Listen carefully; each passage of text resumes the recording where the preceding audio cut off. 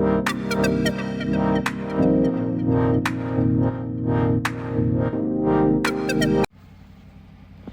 and welcome back to the podcast session, the podcast where we break down complex biochemical and pharmacological concepts into digestible insights. Today, we are diving deep into the fascinating area that explains how medicines we take actually work in our bodies. That is pharmacodynamics. So, what exactly is pharmacodynamics? Well, if you were to ask a pharmacologist, they'd give you a concise definition what the drug does to the body. So, you could remember it like the drug and dynamics. So, what the drug does to the body. It's all about the effects of the drug on the body and the mechanisms of those effects. Think of it as the drug story once it reaches its destination, how it binds, what changes its causes, and ultimately the therapeutic or even adverse effects we observe. This stands in contrast to pharmacokinetics, which we have discussed in the previous sessions. If pharmacodynamics is what the drug does to the body, then pharmacokinetics is what the body does to the drug. It covers the ADME, absorption, distribution, metabolism, and excretion. You need both to understand the drug fully. Imagine you're sending a letter, that is the drug, through the portal system, your body. Pharmacokinetics is about how the letter gets from the sender to the recipient, like how it's absorbed, where it goes, how it's processed, and how it's eventually disposed of. Pharmacodynamics, on the other hand, is about what happens when the recipient opens and reads the letter, what impact the message has, and what actions are taken as a result. You need the letter to arrive for the message to have an effect. So, drug receptor interactions, the lock and key. At the heart of pharmacodynamics is the concept of drug receptor interactions. For almost all drugs, their effects begin when they bind to a specific molecular target in the body, which we call a receptor. Think of it like a highly specific lock and key mechanism. The drug is the key and the receptor is the lock. Only the right key can open or close the right lock to initiate a response. These receptors are usually proteins, but they can also be nucleic acids in some cases. They are typically located on the surface of the cells, within the cell's cytoplasm, or even in the nucleus. When a drug binds to its receptor, it causes a conformational change in the receptor, which then triggers a cascade of biochemical events inside the cell, leading to the observed physiological effect. So, we have a lot of types of our cellular locks, like our receptors. Let's delve into the major families of receptors, each with its unique mechanism of action. Knowing this is kind of crucial, at least for the exams. Okay, so ligand-gated ion channels. So these are ionotropic receptors. Imagine these as automatic doors that open only when a specific key, that is the drug or a natural ligand, is inserted. When the key turns, the door opens, allowing people, that is our ions, to rush in or out. These are transmembrane proteins that form an ion channel. When a drug or natural neurotransmitter binds to them, the channel rapidly opens or closes, allowing specific ions like sodium, potassium, chloride, calcium to flow across the membrane. This causes a rapid change in the electrical potential of the cell. So it's the fastest receptor with the effects measured in milliseconds. So nicotinic acetylcholine receptor is a classic example. When acetylcholine or nicotine binds, it opens a channel, allowing sodium ions to rush into the cell, leading to muscle contraction. Drugs like succinylcholine, a muscle relaxant used in surgery, work by interacting with these receptors to temporarily paralyze the muscle. You can take, there's this thing, this botulinum toxin. Yeah, that's an example too. And another example is GABA A receptor, where drugs like benzodiazepines like diazepam for anxiety bind to enhance the flow of chloride ions, leading to inhibitory effects on the nervous system. And next we have our G protein coupled receptors. So these are metabotropic receptors. These are like doorbell that when pressed, like the drug binds, doesn't open a door directly, but instead activates an internal messenger like the G protein that then runs off to trigger a whole series of action inside the house. So the doorbell, when it's pressed, it's not going to open the door. So when the doorbell is pressed, it goes and touches the ear receptors of the human, and then the human comes and opens the door. That's how it works.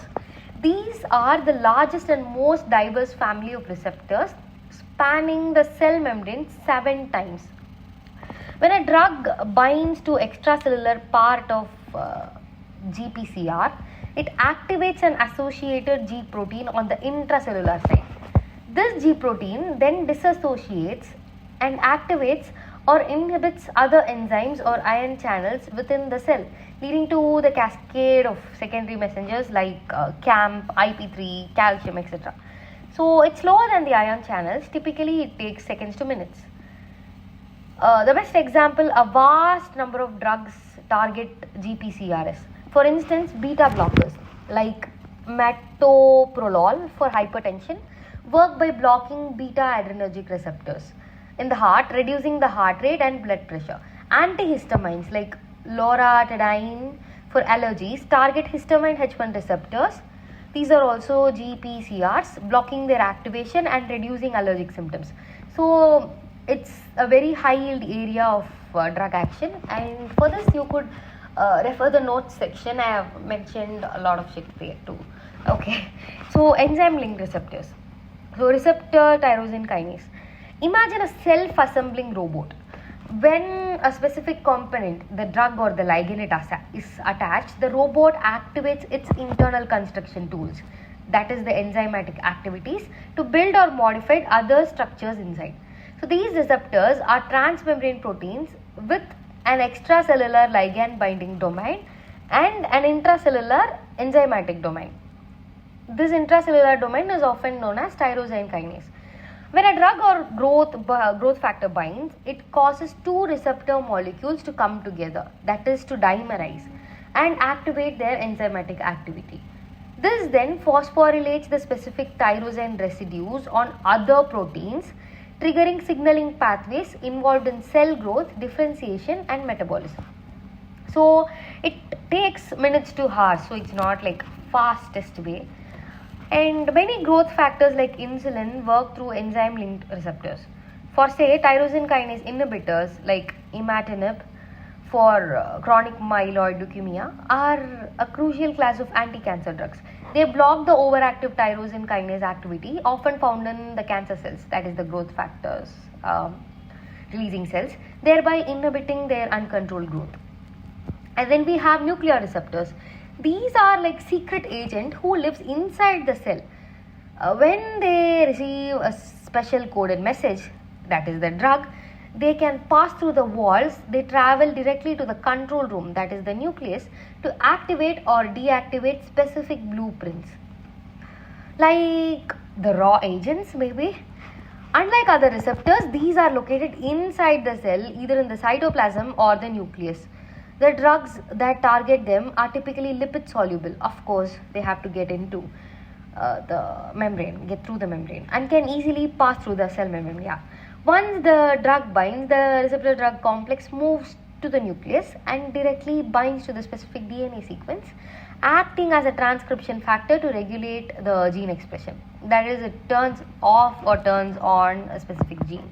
So the effects are slowest, typically taking hours to days, as they involve changes in the protein synthesis itself. And steroid hormones like glucocorticoids, example prednisone for inflammation, work via nuclear receptors to regulate a wide range of physiological processes. Estrogen and androgen receptors are also nuclear receptors targeted by drugs used in hormone replacement therapy or treating hormone sensitive cancer. So now let's get into receptor occupancy, specificity and affinity. Beyond the types of receptors, there are three crucial concepts that describe how drugs interact with them. So, I've mentioned those already. Receptor occupancy. So, this refers to the proportion of total receptors that are bound by a drug at a given time. So, the effect of a drug is generally proportional to the number of receptors occupied. So, like if we have a lot of receptors touched by the drugs, then the effect is maximum. However, this isn't always linear. Sometimes a maximal effect can be achieved even in a smaller threshold. So it's called as, there is a concept called spare receptors. So it works like that, even if not all receptors are occupied. If we imagine a parking lot, the more cars parked, the higher the occupancy. The more parking spots taken, the lesser availability for other cars. So that is how it works. And specificity. This describes how selectively a drug binds to one particular type of receptor over the others. A specific drug will bind only to its intended target.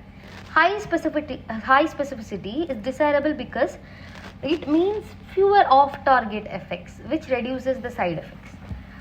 A very specific key can open only one particular lock and no others.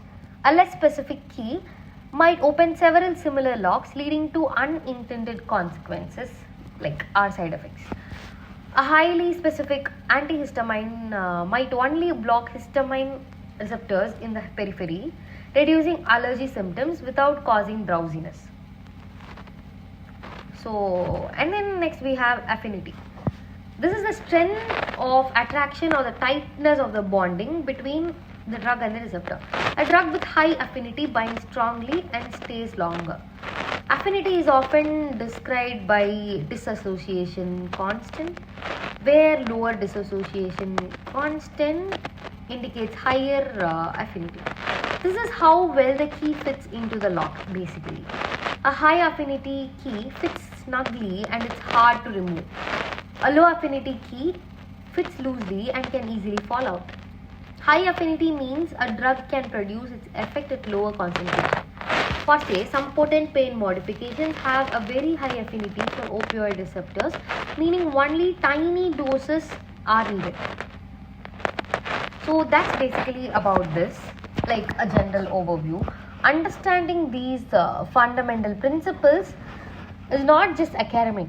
It's what allows us to choose the right drug at the right dose for the right patient, minimizing harm at least and maximizing the benefit. That's all for the detailed dive into pharmacodynamics today. I hope it helps. So, yeah, bye bye.